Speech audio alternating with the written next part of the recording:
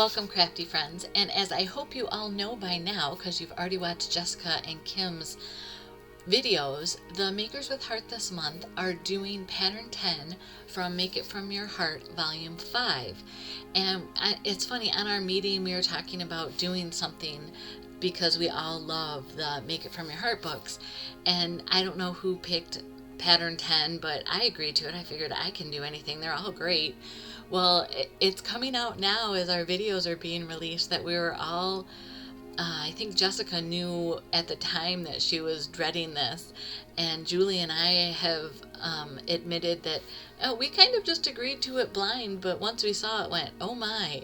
So this is a great challenge for us, and I hope if you get nothing else out of watching all of us use the same pattern, that go for it. Just do it. Things that in the past you have put, barriers up, whether, real or imaginary barriers, but they're there. You've just created them for yourself. Blow right through them. Just in life and scrapbooking, just have fun with it. So I cut all my papers. This is from the Four Seasons summer pack. I was lucky enough to have a pack of this before Close to My Heart had their great sale and everything got sold out. But these papers are just bright primary colors. I'm sure if you've been scrapbooking for any amount of time, you have these colors in your stash. Go create your own papers and collections. Use what Close to My Heart has put together for you for color ideas. The Love of Color books are great for that. And then just scrap. So these photos that I have are from 2013 when I went to my first Close to My Heart convention. I'd been with Close to My Heart for 7 years at this point, but I'd never been to a convention. Just we were on a farm, and the timing of convention was always during our hay harvest. Well, this time they moved it to the end of June, which is right before our hay harvest. So I was able to go book the convention and go and meet wonderful people. I lived upstate, and most of the consultants in Michigan were in the Detroit area. Not truly, but that's where they gathered and did things. So it was really great to meet all these people that I had seen their names online and interacted with, but hadn't met yet. So here I'm showing you that I have the old card stencil pack front that I'm going to use for flowers.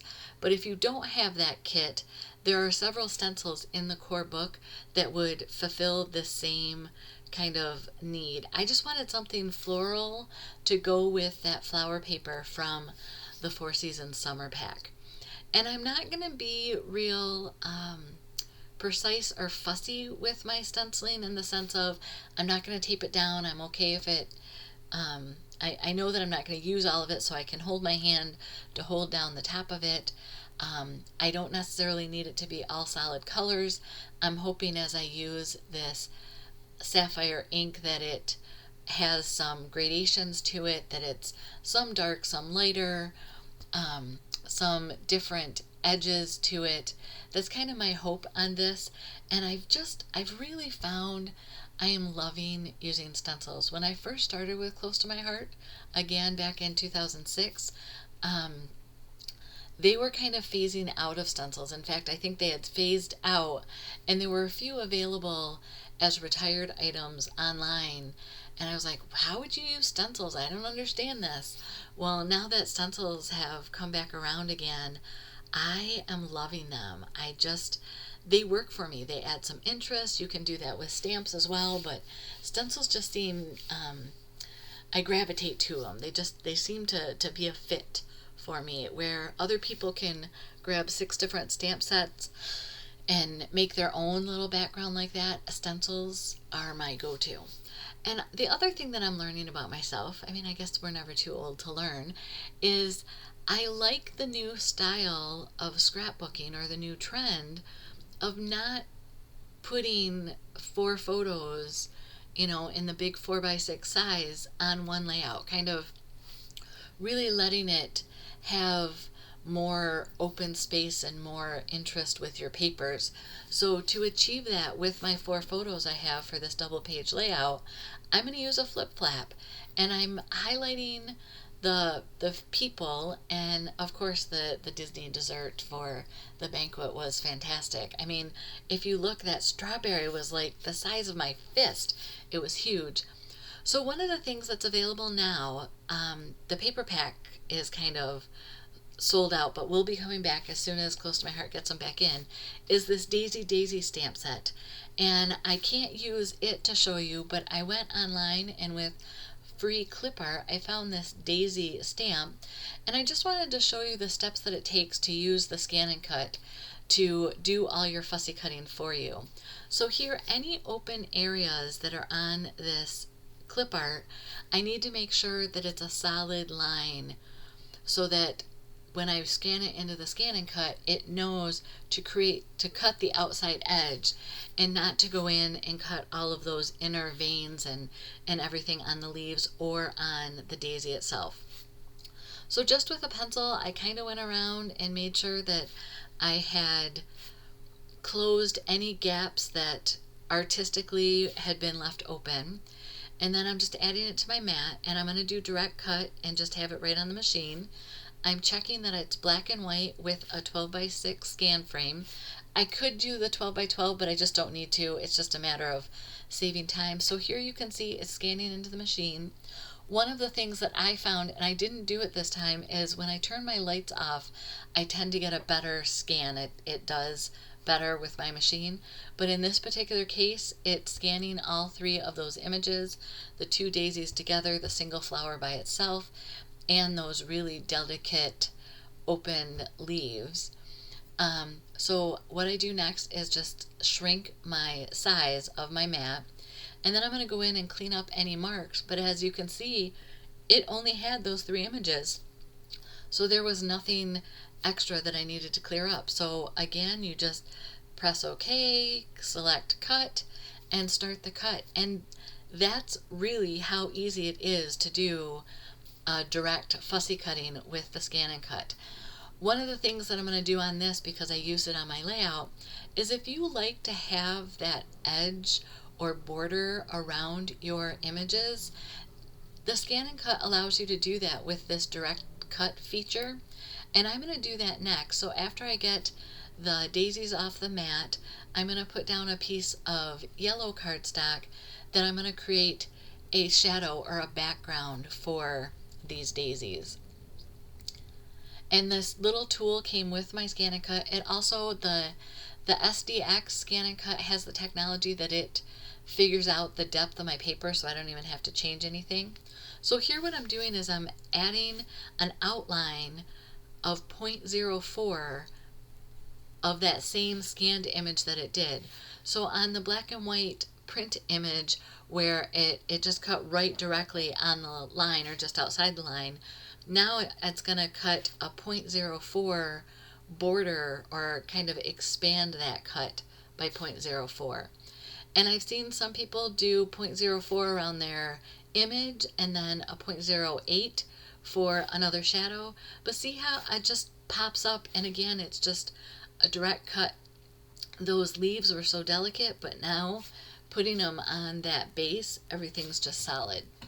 So now I'm jumping back to the stamps that I had done with that Daisy stamp, and I did go ahead and cut some white cardstock of the direct shapes of these 2 flowers that are just solid, because I thought I would get some more color.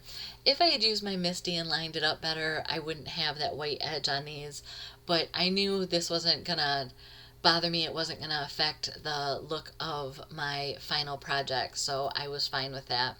And then I wanted to show you that there's centers in multiple sizes from this Daisy stamp, and I'll put a picture of that stamp up here in the corner, so if you want to look at that, you can see all the great images that are on this stamp.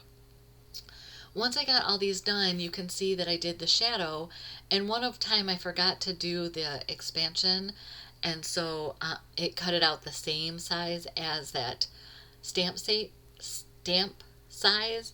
But what I did is I just moved it off so it's kind of a offset shadow. And these leaves, I wanted to give them some color, and so I'm just using the avocado ink and the blending brush and just giving them a little bit of color here. My title is also coming from the Daisy Daisy stamp set, and it's Life is Beautiful. And I'm showing you here that just on a white piece of cardstock, I'm using the Bluebell ink, and I stamp it once, and then again for that shadow effect, I just pick it up and move it over, and without re-inking it, I'm getting that second generation of shadow around my title.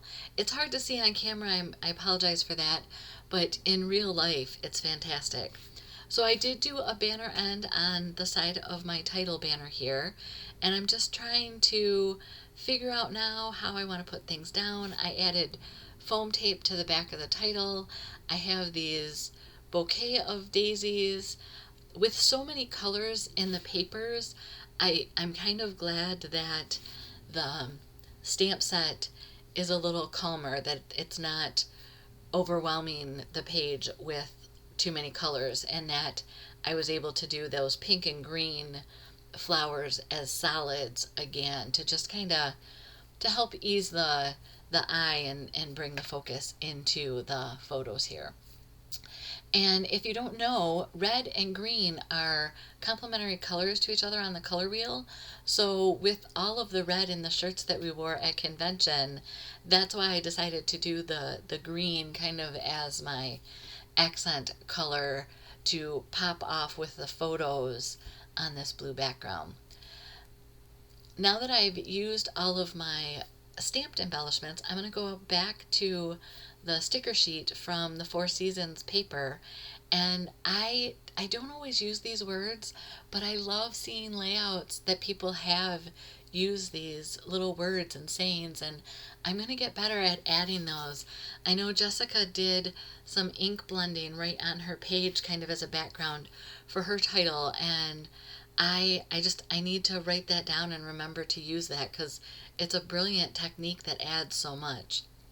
So as you saw, I cut the banner end from the one green Good Times words, and now I'm just auditioning that last daisy, the big daisy. It's not working for me.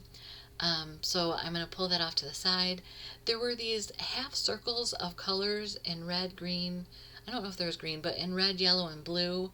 And so again, I'm just using those behind some of my cluster of embellishments. Just gives it kind of a focal point. And then these leaves that I did, I'm going to tuck in under my stickers. And so as to not have to bend that stem from the leaf, I just trimmed it off, and then I'll tuck that right in there. I do go back and make sure that these are all glued on well, so that in the future someone doesn't open my scrapbook pages and just see all of the embellishments lying at the bottom of the page protector. And I'm looking here you can see that sticker sheet. There's another sticker on it with a title that I'm looking forward to using. I'm using up more of my sparkle gems, these bitty gems. Again, they're hard to see on the video screen, but in real life, they just really add just that little touch that I think was needed to kind of help your eye move across the page, that you have your two embellishments on the left, your two embellishments on the right. It frames those photos. The green striped lines, again, having those horizontal compared to the vertical of the wood grain. It all are kind of conceptual ideas that help draw your eye and tell the story in the photos. You know, they say a photo is worth 1,000 words, and I think it's true. Like I said, I really enjoyed getting to meet these people that are on my big, close to my heart team. Just that they weren't names anymore. There was actually people behind them, and that was pretty cool to see. And here you can see I wanted to have something underneath that flip flap, so kind of using the same elements that I did with the other clusters, just that half circle, a daisy, a couple of the small stickers, and this layout is done and it's ready to go in my album. So again, I'm trying to catch up on scrapbooking. I feel like I'm always behind, but one more page, one more memory done. Now be sure to go check out under my video the description all the other Makers with Heart. Kim was yesterday. I believe Katie is tomorrow, with Julie and Dawn and Lori will wind up the week for us. Take care. Blessings.